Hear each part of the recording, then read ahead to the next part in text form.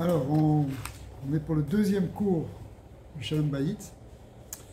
Donc, deuxième cours de cette première série, parce qu'en fait, c'est une série basée sur les fondements du Shalom Bayit, tels qu'ils sont marqués dans la Torah. En particulier, on suit une halakha du Rambam qui résume en fait les 7 principes. Ici, les 7 principes qui fondent les responsabilités de l'homme vis-à-vis de sa femme. Dans une autre halakha, il parle aussi des mitzvot que la femme a vis-à-vis de l'homme. Mais comme ici c'est un cours pour hommes, alors on regarde cette halakha ici, concernant les hommes, et il fait reposer ça sur 7 principes, 7 klalim, ça des règles. La première qu'on a étudiée dans le premier cours consistait au fait d'honorer notre femme plus que soi-même. On a vu un certain nombre de choses, en quoi ça consistait concrètement, de lui donner plus de place qu'à nous-mêmes, c'est-à-dire que si on a une meilleure chose, on la garde pour elle. Si on a un meilleur matelas, on lui donne à elle. Pourquoi? Parce que elle doit passer avant nous du point de vue, par exemple, du confort, du point de vue de ce que nous on voudrait pour notre corps. Il faut le donner en priorité à notre femme. Ça s'appelle les chabedota yoter migufo. Il faut l'honorer plus que notre propre corps. Le deuxième principe qu'on va voir ce soir, c'est celui de l'aimer plus que soi-même, ou l'aimer au moins autant que soi-même. Ahava kegufo. Donc, c'est le deuxième principe. Si vous voulez, on peut résumer rapidement les 7 kalim, mais on va s'occuper ce soir du second. Donc, le premier, on vient de dire, c'est l'honorer plus que soi-même, yoter migufo. Le deuxième, c'est ve'ohava kegufo, il faut aimer comme soi-même. On va voir au niveau des sentiments, ce que ça veut représenter.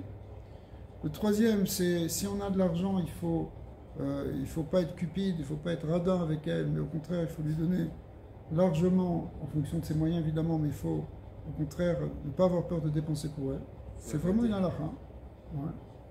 Quatrièmement, on n'a pas le droit de mettre trop de crainte dans la maison. Il ne faut pas faire une mauvaise ambiance, que la femme elle craint dès qu'elle entend la clé qui rentre dans la serrure, elle commence à trembler parce que c'est que son mari va commencer à critiquer, son mari va commencer à hurler, à se plaindre, à faire la tête, peu importe.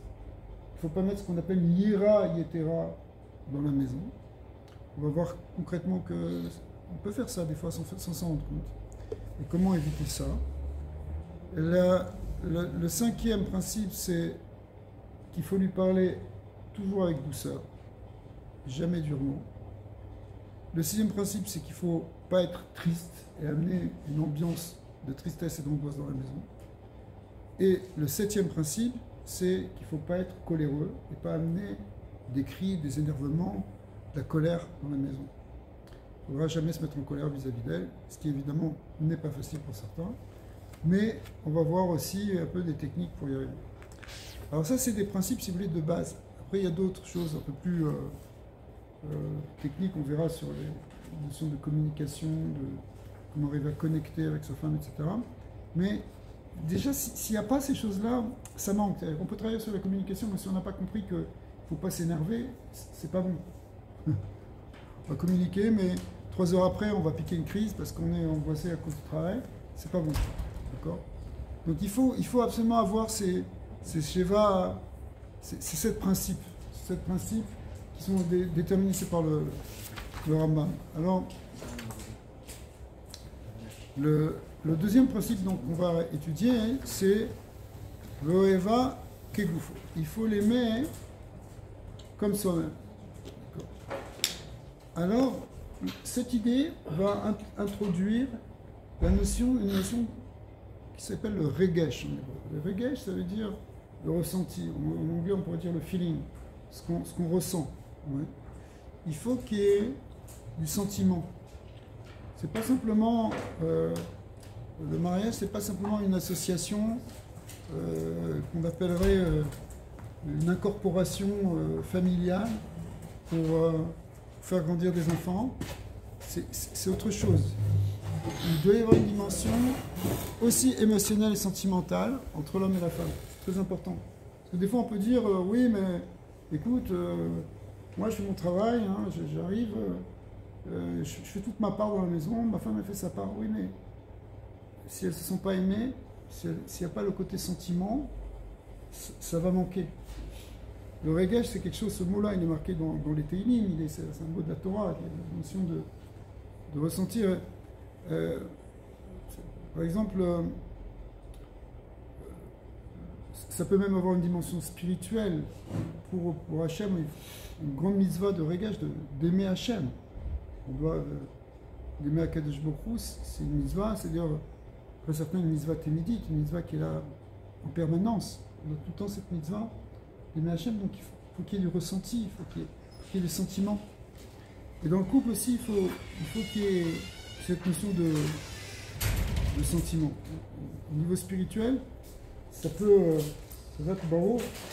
Le fait qu'il y ait des émotions, et des émotions de Ahava, c'est quelque chose qui permet de libérer la Neshama, et même d'élever la Neshama. Par exemple, si on pousse jusqu'au bout, les Nevi'im, les prophètes, pour prophétiser, ils écoutaient de la musique. Il y avait un Menagen qui venait, un musicien qui jouait de la musique, une musique qui faisait une musique du chat, des Nigunim, qui fait que le navire rentrait dans une méditation, il pouvait élever sa Neshama jusqu'à atteindre un point même où il rentrait en transe et il pouvait entendre ce que Akadosh Baruch Hu voulait lui délivrer comme message.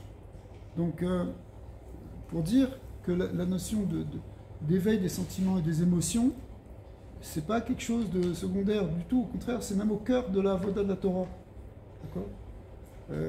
Contrairement à ce qu'on pourrait croire, dire ouais non, moi je fais ma part, écoute, il n'y a pas de mettre de sentiments dans tout ça, il faut faire ses responsabilités, on te demande pas, non, pas du tout, on te demande de mettre des sentiments dans la Torah, on te demande de mettre des sentiments vis-à-vis de Hachem, des sentiments vis-à-vis de ta femme. Et c'est pas simplement que tu dois l'aimer, mais il va falloir qu'elle ressente que tu l'aimes, parce que quand elle ressent que tu l'aimes, elle-même elle est prise de sentiments, et ça libère sa neshama, elle se sent mieux, elle se sent beaucoup plus valorisée et libérée. D'accord ? Alors que si on lui montre que de la froideur et la relation elle est purement technique, est-ce que tu as fait ça, tu as fait des courses, etc. Même si on ne s'énerve pas mais qu'on est très froid, il manque la dimension sentimentale, et ben, c'est comme un corps sans âme. La neshama, ça passe entre autres par le regesh. Alors,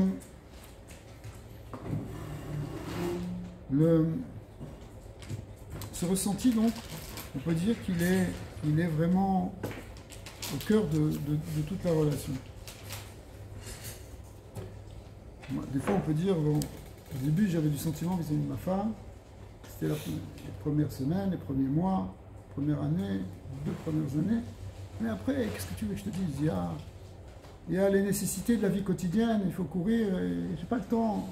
Et ça, mon prochain, c'est stable. Non.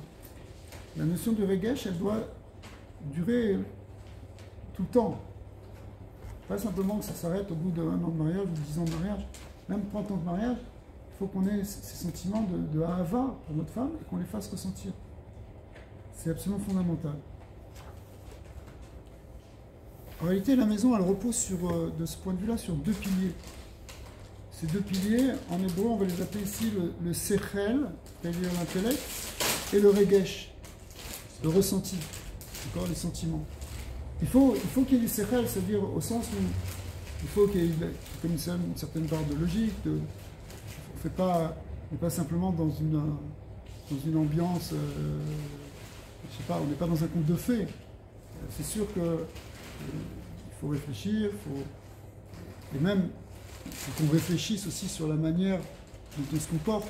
On dit, ça fait partie du sechel. Mais en même temps, il y a ce deuxième pilier qui est le sentiment. Et il faut vraiment que ces 2 choses, elles soient là. Tu ne peux pas fonctionner que sur le sechel. Tu dis, voilà, tout est calculé, tout est organisé, j'organise bien la maison, voilà, le dimanche, c'est comme ça, il y a la sortie du dimanche. Et le lundi, on travaille, etc. C'est toi qui déposes les enfants, à 4h on les revoit, il y a le souper à 7h, et tout est calculé, tout est bien rodé, et grâce à ça, on fait une belle famille. Oui, mais tu as oublié le deuxième pilier, qui est le pilier du sentiment. Et le pilier des émotions, il est là, nécessaire au cœur de la construction de notre maison, de notre foyer. D'accord? Ça va être important aussi après pour les enfants, mais ça on le verra plutôt dans le cadre de l'éducation.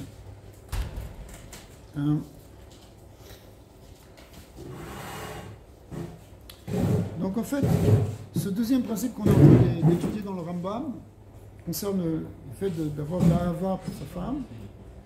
Eh bien, il est lié par rapport au premier principe qui était de la respecter et de l'honorer. Le premier principe était concerner son corps, son gouffre, le côté physique des choses. Et le second principe concerne au contraire le côté de la neshama. Il faut que la neshama, elle va avec des sentiments. Donc en fait, il faut qu'on s'occupe de notre femme au niveau physique, c'est lui donner tout ce qu'elle a besoin et la faire passer avant nous dans les besoins matériels. Mais il faut aussi s'occuper de sa neshama. Et s'occuper de sa neshama, ça vient par nos sentiments d'amour, d'affection qu'on a vis-à-vis d'elle. C'est ça qui va nourrir sa neshama. Le premier principe, c'était orienté plutôt sur le côté matériel des choses, physique des choses, où on voyait, il fallait lui donner, la faire passer en priorité pour les besoins physiques. On lui donne la meilleure part à elle, on lui donne les meilleures choses à elle, on se passe en second. Mais dans le deuxième cas, c'est on regarde sa neshama pour élever, pour réjouir sa neshama, et ça vient par le fait qu'elle se sente aimée, et par le fait que sincèrement on l'aime. Alors cet amour, on va voir que ça peut passer aussi par des actes on manifeste concrètement les choses, mais c'est orienté plus sur le côté de la neshama.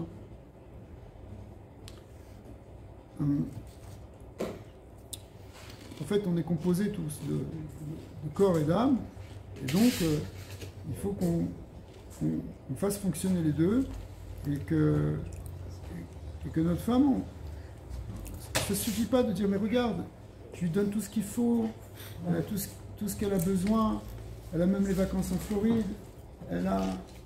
qu'est-ce que je fais? Je lui ai acheté une voiture, et je lui ai acheté 2 perruques, et ce que tu veux, ça ne suffit pas. Ça suffit pas. Elle peut avoir tout le matériel du monde. Si elle ne sent pas un sentiment d'amour de son mari, sa neshama, elle est asséchée. Il lui manque quelque chose de sa neshama. Vous comprenez? Même si elle est comblée au niveau matériel, mais il faut qu'elle sente que son mari, il la trouve importante, qu'il aime. Pas simplement qu'il la trouve importante, qu'il aime. Moi, je l'aime. Des sentiments d'amour. Ça paraît peut-être évident, mais parce qu'on se dit effectivement, se marier, s'il n'y a pas d'amour quand on se marie, alors ça sert à quoi? Oui, il y a des mariages de raison, les mariages d'arrangement, tout ça, ça fait penser au 19e siècle, ça.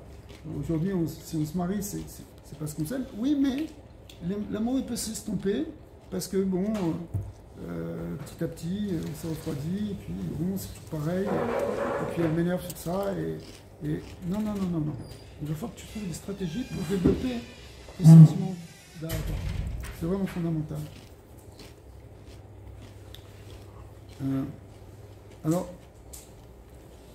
concrètement, combien il faut l'aimer?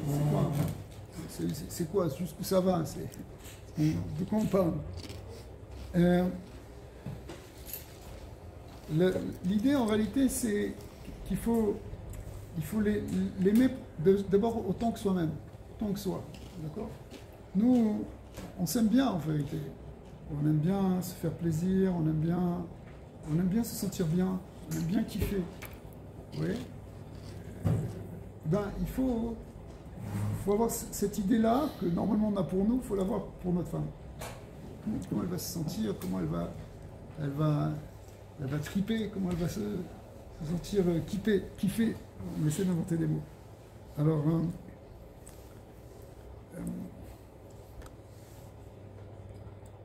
en général, on se fait passer soi en premier. Même qu'on a vu pour les choses matérielles, on a tendance à se faire passer en premier. Il faut au contraire faire passer notre femme en premier. Mais ici, c'est la même chose. Ça veut dire, il va falloir penser, si moi, je suis heureux avec ça, si j'aime bien qu'on m'aime autour de moi, etc., il faut, je pense vraiment, faire ressentir ma femme, minimum des choses.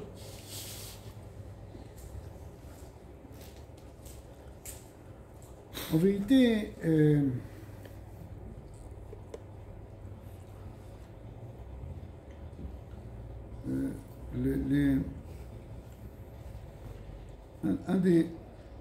en fait, l'homme, il a tendance à s'aimer lui-même énormément. On s'aime beaucoup. On s'aime beaucoup soi-même. Et un des moyens de savoir si c'est vrai ou pas qu'on s'aime soi-même, il faut voir comment on réagit par rapport aux autres. Est-ce qu'on a tendance à être jaloux quand l'autre il a plus que moi? Ou est-ce qu'on est vraiment content pour lui? Si on a tendance à la jalousie, si on a tendance à se dire ouais mais pourquoi pas moi, etc., c'est que finalement, ça veut dire qu'on s'aime beaucoup soi et plus que les autres. Ce qui est un peu logique au départ. Mais en fait, la Torah nous demande de travailler là-dessus. De savoir aimer, par exemple, c'est le fameux, c'est connu, c'est-à-dire si je te dis tu aimes du poisson, tu aimes le poisson, n'est-ce pas? On aime tous le poisson. On n'aime pas. Si tu aimes le poisson, alors si tu aimes vraiment le poisson, bah laisse-le dans la mer. Parce qu'il est heureux là-bas, dans la rivière. Donc en réalité, quand tu dis tu aimes le poisson, c'est pas le poisson que tu aimes, c'est toi. Ouais, c'est ça. C'est tu aimes bien manger. Tu aimes le goût, tu aimes le plaisir que tu as à manger. D'accord? Donc ça, c'est un exemple connu pour dire que, au fond, quand on dit qu'on aime quelque chose, c'est nous-mêmes qu'on aime. Et Chas v'Shalom, ça pourrait être aussi la même chose vis-à-vis de ma femme. J'aime ma femme. Pourquoi? Parce qu'elle m'apporte beaucoup, en fait. Elle me prépare à manger tous les soirs. Et puis, là, chacun, il trouve... il va dire, moi je peux dire que je suis marié, donc elle m'apporte cette satisfaction. Et donc en réalité, c'est pas sa femme qui l'aime, c'est lui-même. Donc c'est là qu'il faut... Comment il se sent avec elle?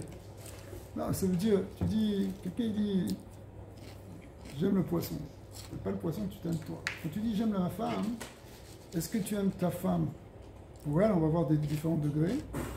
Ou est-ce que ce que tu aimes, c'est ce qu'elle t'apporte? Le réconfort qu'elle te donne. On a vu par exemple que... Tu peux aimer les deux, non? Ah oui, tu peux aimer les deux. Tu peux aimer les deux, mais quand tu aimes les deux, hein, dans les deux, il y en a un, c'est tu t'aimes toi. C'est pas... Ouais. Ta femme, elle te fait plaisir, elle te fait les bons repas de Shabbat. Tu es bien content de rentrer à la maison et sentir une ambiance chaleureuse à la maison. En réalité, est-ce que tu l'aimes ou est-ce que tu aimes ce qu'elle te donne? Tu comprends? Donc c'est ça c'est intéressant de se poser cette question. Alors ça ne veut pas dire que on ne va pas regarder justement tout ce qu'elle nous apporte pour susciter le sentiment d'amour, parce qu'il faut être reconnaissant si elle t'amène ça. Mais il faut déjà comprendre qu'elle est extraordinaire de te faire ça. Si tu es bien content d'avoir un repas le soir quand tu rentres du travail, et tu dis à cause de ça j'aime ma femme, eh bien, oui, vas-y, dis-le, mais vis-le. Aime-la vraiment pour ça. Pas aime simplement le réconfort que ça te fait de pouvoir te reposer à la maison. Tu comprends? Vous voyez la nuance entre le fait que tu aimes ce qu'elle te fait, ou tu l'aimes vraiment, hein, pas simplement parce qu'elle te fait, mais parce que tu reconnais que quand ce qu'elle te fait, c'est extraordinaire, c'est une femme, c'est une qualité qu'elle a, qui fait que, en regardant cette qualité, tu augmentes ton affection pour elle. Tu comprends? C'est ce qu'on va voir. Alors,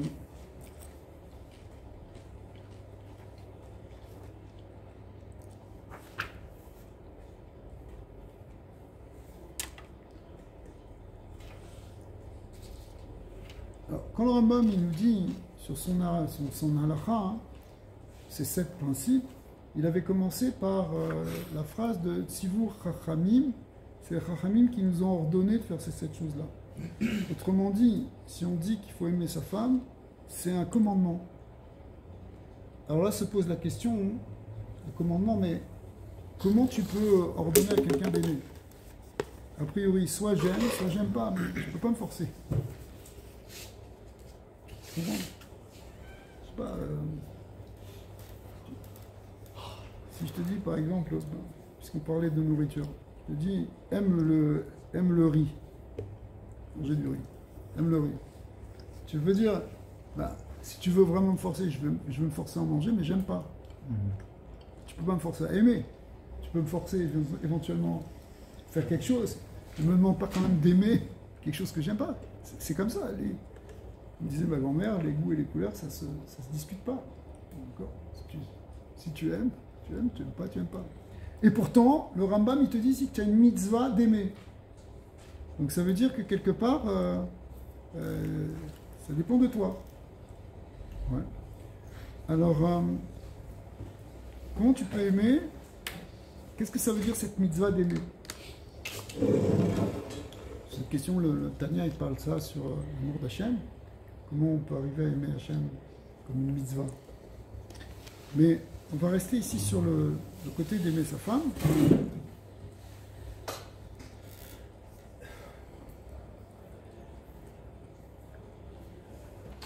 Alors, Rabbi Levi Yitzhak de Berditchev, il a écrit un sefer qui s'appelle Gdushat Levi.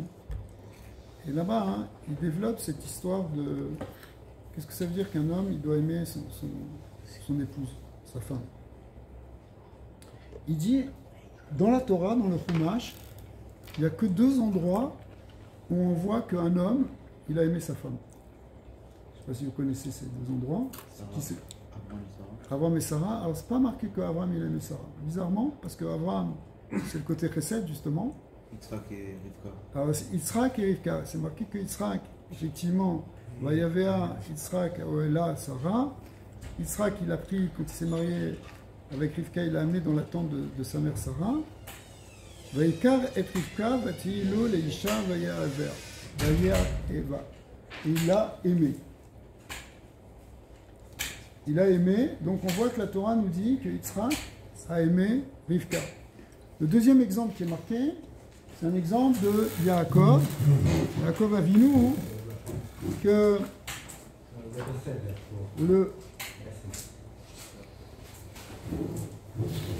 sur Yaakov, quand Yaakov il s'est marié avec... il devait se marier avec Rachel, et vous savez que finalement il s'est marié en premier avec Léa. Mais quand même il a continué d'aimer Rachel, et c'est pour ça qu'il a décidé de se marier avec elle, et de travailler encore 7 ans pour elle.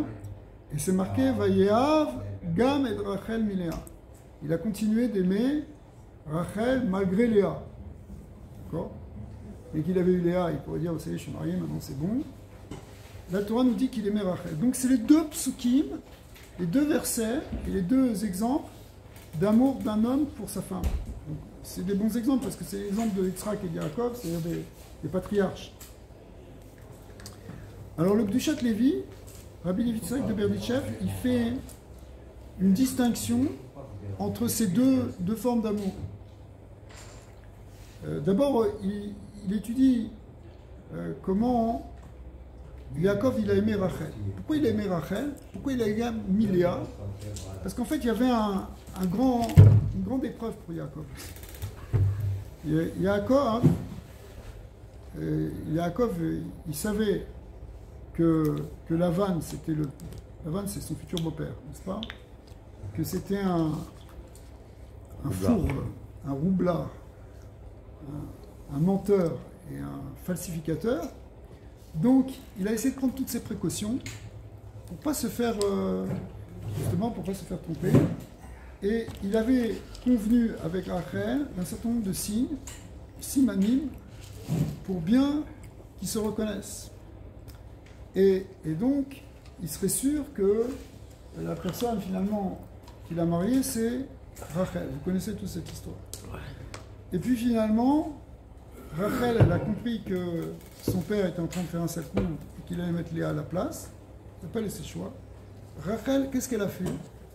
Pour pas que sa sœur ait honte et que Yaakov dise mais qui es-tu toi? Et qu'elle ait la bouchade de se faire rejeter, la honte de se faire rejeter. Alors qu'est-ce qu'a fait Rachel? Elle a transmis à Léa ses simanim, ses signes. Elle a dit à Léa les signes de reconnaissance qui étaient convenus entre Yaakov et elle-même. Donc ça, c'est la force de Rachel. Quand Yaakov Avinu, il a vu ça après coup, il a compris que c'est tout ce qui s'est passé, mais il a compris aussi que si Léa connaissait les simanim, les signes de reconnaissance, c'est que Rachel avait été capable de lui donner ça. Or, pour qu'une femme elle soit capable de faire ça, c'est un niveau absolument incroyable. C'est un niveau extraordinaire. On est en train elle aussi, elle aime Yaakov depuis des années déjà. Elle veut se marier avec lui. Elle sent que c'est son zivou.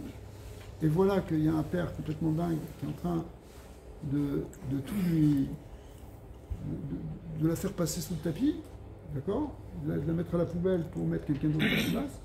Et elle est capable, pour pas que sa sœur se sente gênée, non seulement elle ne va pas être jalouse de sa sœur, elle ne va pas être énervée contre elle, elle ne va pas faire un scandale, mais pour pas qu'elle se sente gênée à un instant devant le mari que elle voulait épouser, elle est capable de lui donner les signes de reconnaissance. Ça, hein, quand Yaakov Avinu il a vu ça, c'est à cause de ce caractère qu'il a retravaillé toutes les années pour elle. Il a été capable de prendre encore 7 ans de travail parce qu'il voulait... Soit elle. Il aurait pu dire, c'est j'ai Léa, j'ai une femme, je vais me marier, qu'est-ce qu'elle fait? Ok, c'est pas la bonne, c'est la grande sœur, la petite sœur. Mais Dafka, ce trait de caractère qu'il a vu chez Rachel, c'est ici, c'est dans ce passage qu'on l'apprend. Vous voyez, Gam et Rachel mi Léa. C'est-à-dire, malgré ce qui s'est passé avec Léa, il a aimé Rachel. Si elle n'avait pas eu ce caractère-là, peut-être qu'il aurait dit, bon, ok, c'est pas grave, j'ai déjà une femme, c'est pas compliqué que deux, c'est assez compliqué. D'accord? Mais là, il a été pris d'un sentiment, parce que si la Torah nous dit ce mot-là, c'est pour nous dire quelque chose, pour nous enseigner. Et qu'est-ce que ça vient nous enseigner? Il dit le Duchat Lévi, il dit ça vient nous enseigner qu'il a eu un amour qui est né et qui a grandi, parce qu'il a constaté une qualité chez sa femme, chez cette femme qui allait devenir sa femme. C'est-à-dire que il y a une manière de développer l'amour vis-à-vis de notre femme en regardant ses qualités. Quand tu regardes, c'est les coups de Tovot. Quand tu regardes, c'est ce qu'elle fait de bien. Waouh! Quelle femme extraordinaire j'ai. Ok, elle a peut-être des défauts, mais Shlomo Amaner, il a déjà dit que personne n'est parfait, il n'y a pas une femme qui est parfaite dans le monde. On ne peut pas tous être parfaits. D'accord. Mais des qualités, elle en a. Et surtout si j'arrive à les voir, et que je vois des qualités extraordinaires, normalement, je dois être pris d'un sentiment de reconnaissance, un sentiment d'affection, d'amour. Mais si je ne les regarde pas, si je les trouve ça naturel, c'est normal, bon, elle est comme ça, qu'est-ce que je te disais? Et j'y pense pas. Bon, je dis, bon, Hachem, c'est bien, mais je m'arrête là, je ne vais pas éveiller des sentiments d'Ahava. Mais si je prends conscience vraiment de ses qualités, et honnêtement, et finalement, je vois qu'elle a des côtés extraordinaires, comme Rachel a des côtés extraordinaires. Sachez que vos femmes aussi, votre femme, chacune, elle a des choses extraordinaires. Si vous êtes capable de le regarder, vous allez dire, bon Hachem, merci Hachem que tu m'as donné cette femme.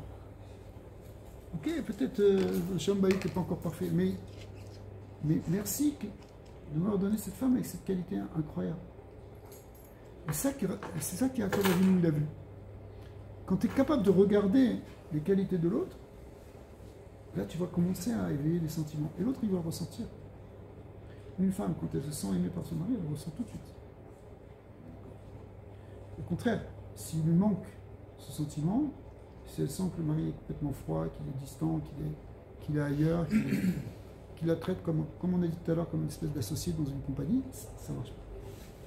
Elle n'aura pas, sa neshama, elle va être coincée, restreinte. D'accord? Mais si elle sent ce sentiment, c'est pour ça qu'il faut absolument, première technique, de regarder les qualités et de les apprécier.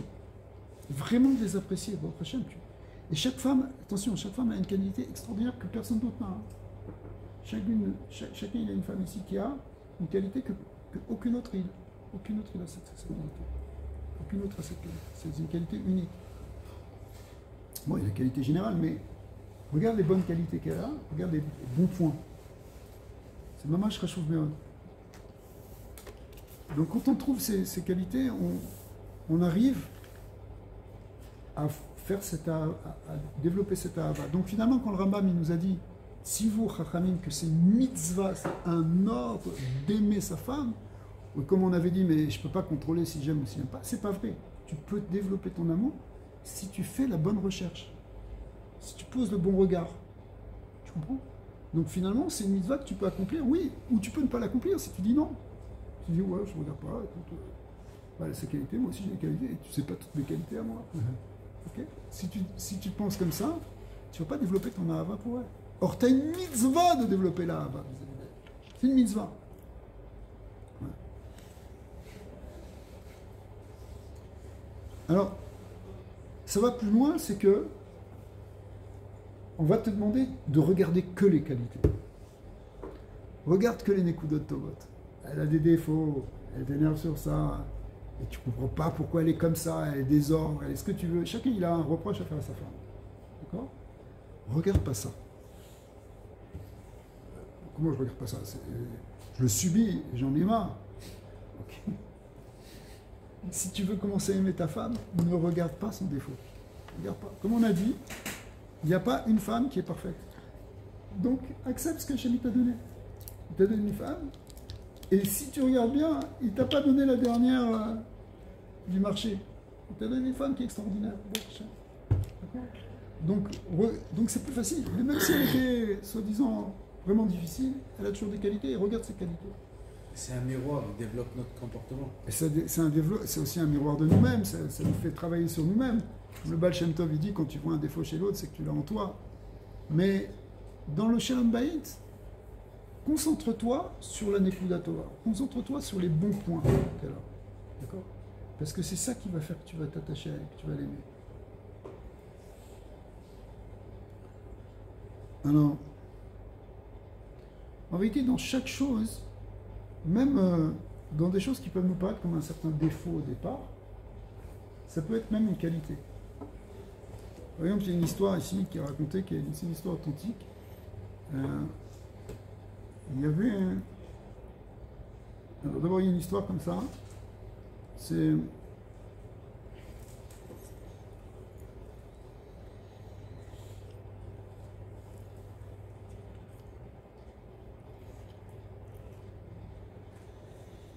fois, quelqu'un il peut être énervé parce que sa femme, elle est là dans le...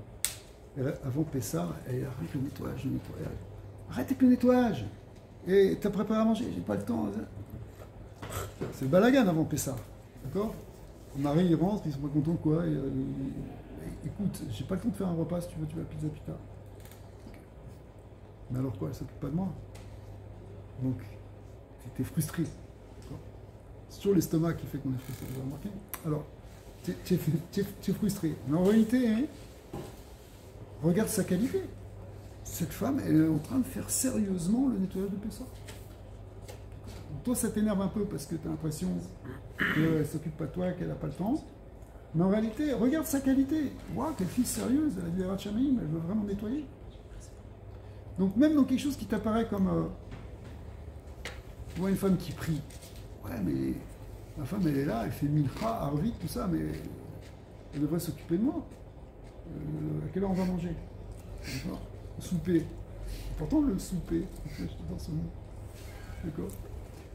Alors, elle m'a pas fait mon souper parce que madame est pieuse. D'accord? Elle prie. Ok, et ben regarde ses qualités. Elle a une qualité. C'est une qualité, elle fait Teilim, elle prie pour le peuple d'Israël et pour tes enfants. De quoi tu te plains? Ok. Un peu plus balagan dans la maison. Mais regarde sa qualité. Aime-la pour ce qu'elle est. Aime-la pour les côtés positifs qu'elle a. Ouais. C'est une grosse fonction du Shalom Bayit, le souper. Ben c'est ça. C'est très important. Est-ce qu'il y a un temps indiqué, il y a une place qui indique combien de temps un homme devrait être avec sa femme au quotidien? Alors, pas vraiment. Pas vraiment. Il n'y a pas un chiour défini. Ça dépend du couple, ça dépend des moments dans la vie, ça dépend des périodes, ça dépend de l'état. Des fois, tu as une femme qui a plus besoin de soutien, fois un peu moins. C'est délicat, on ne peut pas répondre ça de manière globale et définitive. Mais ce qui est important, c'est que une femme, elle se sente que tu t'occupes d'elle et que tu combles ses besoins physiques, tu lui donnes tout ce dont elle a besoin, et émotionnels, et psychologiques. D'accord? Le côté de la neshama, le côté émotionnel. Il faut qu'elle se sente qu'elle est comblée. Des fois, ça ne prend pas beaucoup. Il y a des tzadikim, on voit, ils ne passaient pas beaucoup de temps avec leur femme, mais la connexion a été tellement bonne et tellement élevée que ça suffit dans ce peu de temps pour que la femme elle se sente comblée. L'histoire de Rabbi sur ça. 15 minutes par jour. 20 minutes. 2 fois par jour, prenez son thé avec sa femme, non? Le rabbi, je ne sais pas s'il prenait vraiment son thé avec sa femme, il allait plutôt voir sa mère sur une certaine période de sa vie. Il passait tous les jours faire Kibboud M. Sa mère était toute seule et qu'elle n'avait vraiment personne dans le monde à part lui. Donc il passait tous les jours, une quinzaine de minutes chez sa maman, à boire un thé et à parler de choses et d'autres. Alors qu'il était dans les soucis de responsabilité énorme. Non, même avec la rabbinite. Mais avec la rabbinite, il voyait la rabbinite plutôt le soir quand il rentrait. Et la rabbinite, aussi c'était quelqu'un d'exceptionnel, elle attendait toujours son mari pour manger. C'est-à-dire, elle ne prenait pas son repas, son fameux souper. Donc son mari n'était pas rentré. Son mari ne rentrait jamais avant 3-4 heures du matin. Hein? Ouais. Mais la rabbinite, patiemment, elle était seule, elle n'avait pas d'enfant, elle attendait son mari. C'était une grande sadéquette, une fille de rabbi, petite fille de rabbi, même d'un niveau extraordinaire. Alors Betzen, c'était un niveau, on ne peut pas comparer comme le rabbi. C'est des gens qui sont complètement... Mais enfin, puisque vous me parlez de ça, je ne peux pas m'empêcher de raconter cette histoire que je pense que j'ai déjà racontée plus ou moins ici. C'est une histoire que j'ai entendue de Rabbi Jacobson, vous connaissez tous. Il raconte des choses. Une fois, il était un soir à minuit, il est sorti comme ça à Cronax pour aller acheter des pampers, des couches, comme n'importe quel papa qui sa femme l'envoie à minuit chercher des couches. Et il rentre dans une macolette là-bas et il rencontre un chassid qui est très discret, qu'on voit pratiquement jamais. J'ai oublié d'ailleurs son nom, c'est Stenson, j'ai oublié son nom, qui était pendant assez longtemps Shamash, c'est un vieux chassid, qui était pendant assez longtemps Shamash chez le rabbi, c'est-à-dire qui s'occupait de la maison du rabbi à l'intérieur. Donc il était là tous les jours chez le rabbi, quand il y avait la Rabbetsen, il s'occupait, il rangeait, s'il y avait quelque chose à arranger, c'est lui qui l'arrangeait, s'il y avait quelque chose à réparer. Il était très très souvent dans la maison du rabbi parce que c'était sa responsabilité. Et alors, Jacobson, il lui a dit, raconte-moi une histoire, raconte-moi une histoire. Il dit, non, moi je raconte pas d'histoire. C'est le genre de chassid qui dit rien, qui raconte pas, il a vu, mais... Alors, il ne savait pas quoi. Je t'en prie, raconte-moi une histoire. Il ne voulait pas raconter d'histoire. Finalement, Bassof lui dit, regarde, dis-moi au moins, comment le rabbi, il appelait la Rabbetsen? Par quel nom il appelait? Comment il appelait? Tu vois, c'est intéressant. Tu veux savoir comment un mari il parle à sa femme? Quand le rabbi, c'est par quel nom il l'appelait? Comment il l'appelait? Il dit, je sais pas. Il dit, comment tu me dis, je sais pas? Je te dis, je sais pas. Alors, il dit, tu veux pas me dire? Il dit, non, sincèrement, je sais pas comment le rabbi l'appelait ça. J'ai jamais entendu le rabbi appeler la Rabbetsen. Parce que quand il voulait parler à la Rabbetsen, il se levait, il allait près d'elle et il lui parlait. C'est-à-dire, jamais il a fait « Eh oh !» de loin, amène-moi ça, comme chez nous. Hein, comment on appelle notre femme? On crie, elle est dans la cuisine, amène-moi un truc, t'as fait ça. Non, jamais il parlait fort, comme on va voir dans un éclalim. Il faut parler toujours Benachat avec sa femme. Mais Kepchuto, hein, le rabbi, il n'a jamais appelé sa femme de loin. D'accord? Donc ça, c'est un exemple justement de kavod qu'on peut donner. Bon, évidemment, c'est des gens tellement raffinés. C'est des princes, le rabbi et la Rabbetsen. Ils se comportaient vraiment de manière... La Rabbetsen, elle était royale. Elle se comportait... On parle de Chaya Mouchka? Ouais, la Rabbetsen, Chaya Mouchka, elle était comme une princesse. Mais à la limite, notre femme, on devrait la considérer comme une princesse. On a vu, il faut l'honorer plus que nous. Il faut vraiment l'honorer, lui donner du kavod. Donc surtout pas, il fait ci, il fait ça, comme ça marche pas. Si tu avais une princesse, une reine en face de toi, tu ne dirais pas, femme faire ci, fais ça, fais-moi ça, dépêche-toi. Ça fait un quart d'heure que je t'attends, on doit partir. Ok, c'est pas possible. Okay. En tout cas, le rabbi, il n'a jamais parlé comme ça à sa femme. Et nous, on devrait aussi... Par exemple.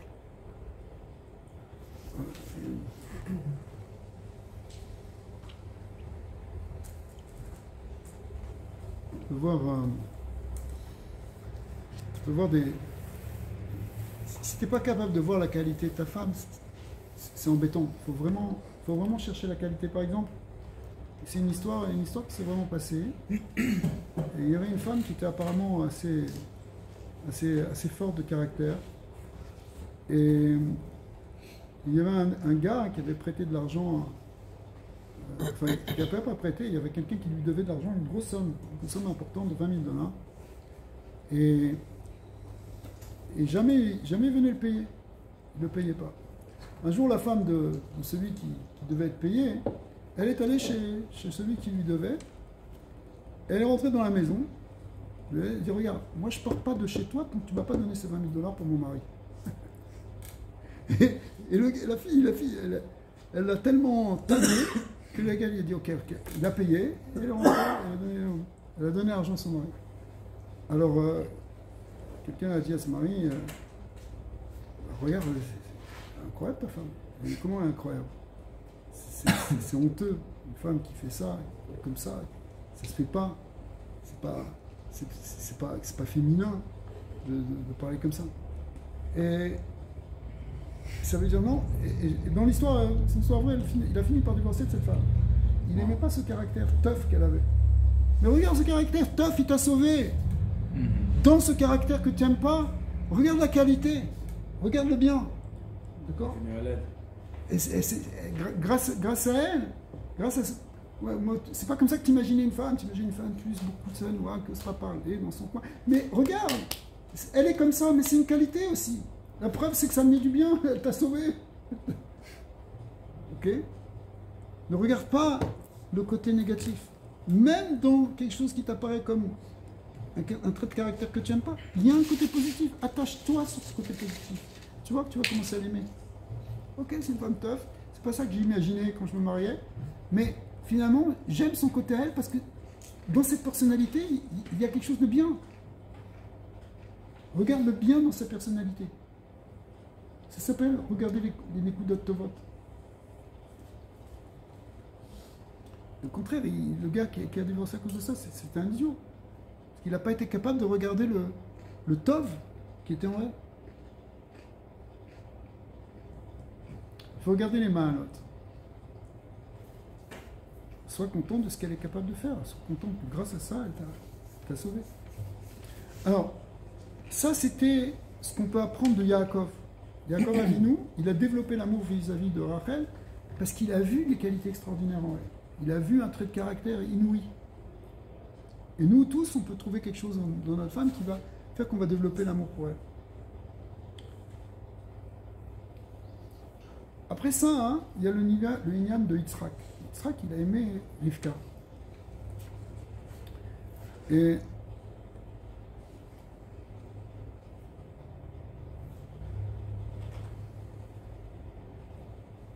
en fait, Yitzhak, il va nous obliger à comprendre qu'est-ce que ça veut dire aimer, qu'est-ce que c'est la Hava. En réalité, l'amour que Yitzhak il nous montre ici, c'est qu'il a aimé pas parce qu'elle a fait telle ou telle chose. Il a aimé pour elle. Parce que c'était elle. Simplement, c'est une Ahava sur la personne, pas sur ce qu'elle fait. Pas seulement sur ses qualités. On l'aime parce qu'on la voit, hein, on la voit comme une personne extraordinaire. Pas forcément par des qualités, qu'elle a des qualités extraordinaires. Mais parce que... pas parce qu'elle nous fait des bons repas. On l'aime tout simplement pour elle. Et, ça c'est le vrai amour, parce que si on l'aime encore une fois parce qu'elle nous fait quelque chose, c'est en fait c'est nous qu'on aime quelque part. Parce qu'on a un intérêt, vous dites. Parce qu'on a un intérêt, parce qu'on a un plaisir dans la chose. Comme dans l'histoire de aimer le poisson, en réalité, tu n'aimes pas le poisson, tu t'aimes toi. Alors, si tu l'aimes simplement parce qu'elle te traite bien, parce qu'elle te parle bien, parce que... ça suffit pas. Ça s'appelle pas... Enfin, c'est à un certain degré, mais c'est pas celui qui sera qui nous montre. Donc le Gdushat Levi nous explique que si tu veux vraiment voir si tu l'aimes, il faut que tu regardes indépendamment de toi. C'est-à-dire que comme si toi tu n'étais pas dans la photo, indépendamment de ce qu'elle te fait à toi. Même si elle te faisait rien à toi, est-ce que tu l'aimerais?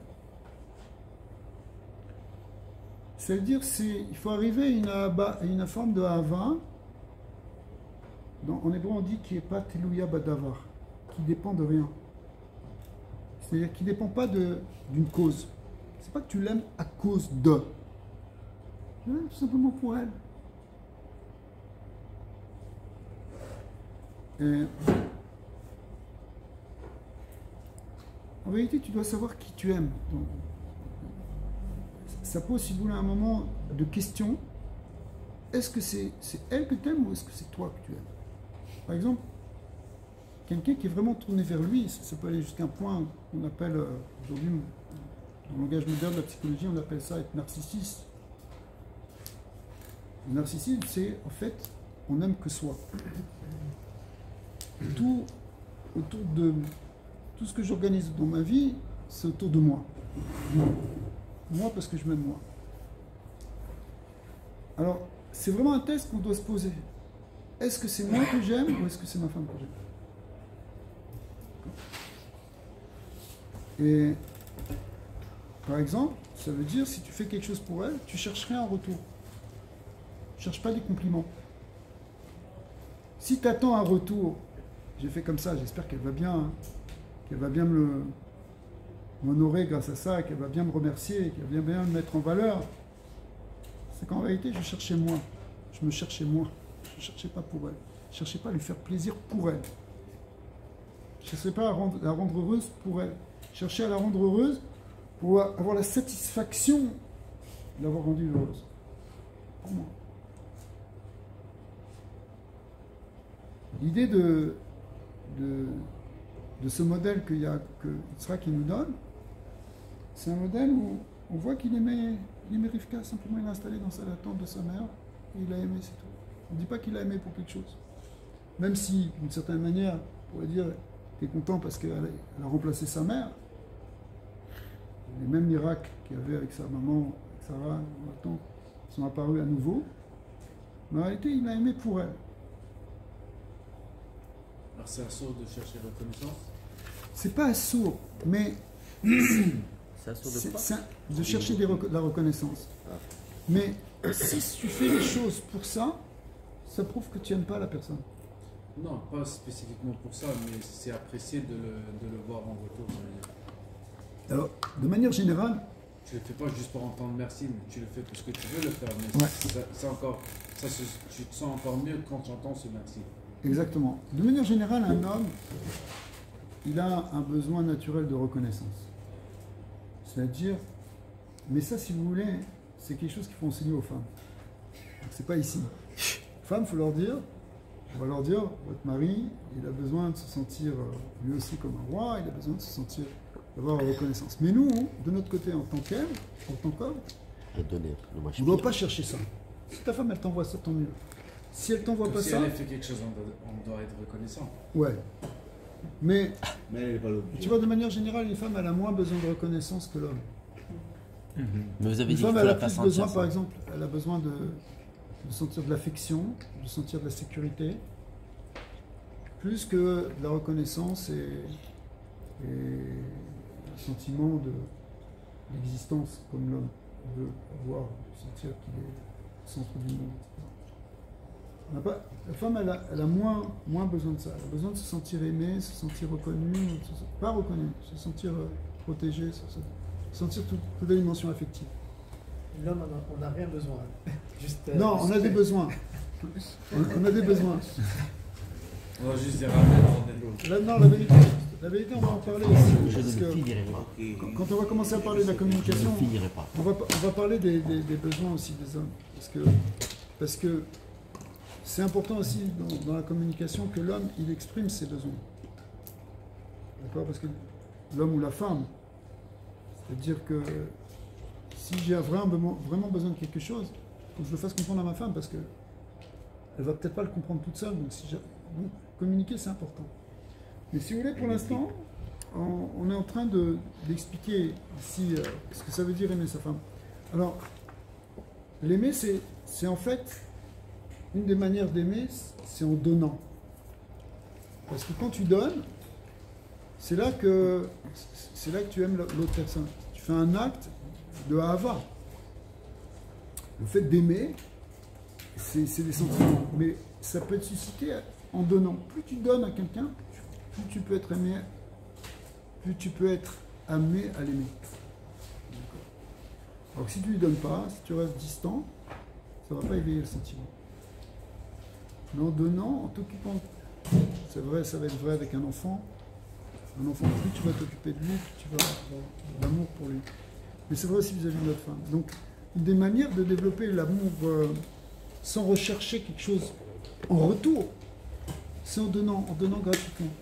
En donnant rien que pour qu'elle soit contente, pour lui faire plaisir, pour qu'elle soit heureuse. Pas parce que je cherche quelque chose derrière ça. Rien que tu le donnes.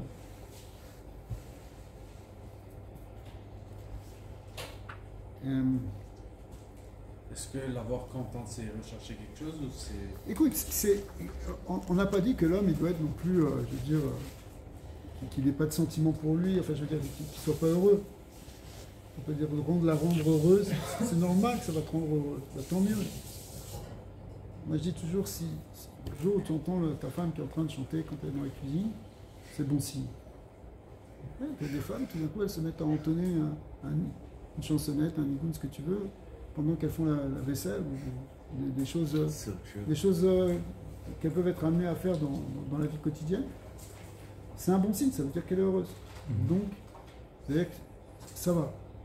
Et quand elle commence à être déprimée, pas contente, c'est que toi tu dois te poser la question, peut-être que je lui donne pas ce dont elle a besoin, au niveau, tel ou tel niveau. Donc, pour conclure ce cours sur la Hava, on a fait le deuxième principe, la prochaine fois on fera le troisième, on a vu qu'on a une mitzvah d'aimer notre femme, une mitzvah d'éveiller nos sentiments vis-à-vis d'elle, et de faire ressentir ce sentiment, que ce soit un mamach, qui est un feeling, qui est un ergesh, un regesh, d'accord, et que ça peut se travailler par le fait de regarder les bons points, les qualités, les mettre en valeur, chercher toujours le côté positif, voir le cadeau qu'Hachem t'a donné, etc. Et en même temps, arriver à un point où tu vas l'aimer indépendamment de ce qu'elle te donne à toi, du retour que tu as. Vraiment, finalement, l'aimer pour elle-même, et rien que pour qu'elle soit heureuse, rien que par... que tu es content de lui faire plaisir et qu'elle soit dans le bonheur. C'est une très grande mitzvah, donc il faut développer les autres.